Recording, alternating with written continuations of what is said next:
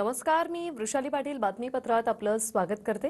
बातमीपत्राच्या सुरुवातीलाच पाहूया मोदींच्या मुंबई दौऱ्यासंदर्भातल्या टॉप 9 बातम्या।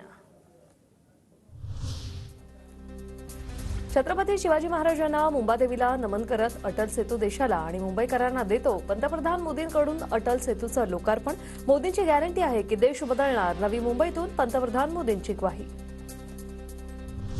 खूप वर्ष देशावर शासन केलं, त्यांची नीती स्वतःची तिजोरी भरण्याची होती।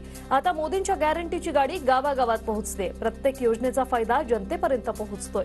पंतप्रधान मोदींचा दावा। 2 कोटी महिलांना लखपती दीदी बनवणार। पंतप्रधान नरेंद्र मोदींची ग्वाही। लाडकी लेक आणि मुख्यमंत्री महिला सक्षमीकरणाच्या अभियानाच्या शुभारंभानंतर मोदींचा दावा।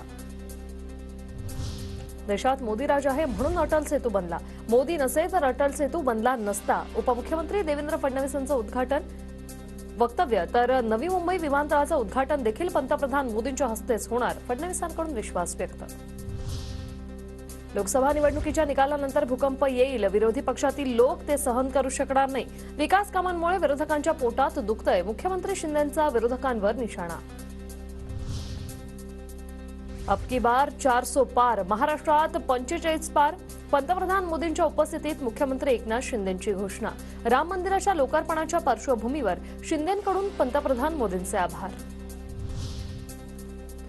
पंतप्रधान मोदींच्या हस्ते 21 किलोमीटर लांबीच्या अटल सेतूचं लोकार्पण। अटल सेतूमुळे मुंबई ते नवी मुंबईचं अंतर 20 मिनिटात पार करता येणार।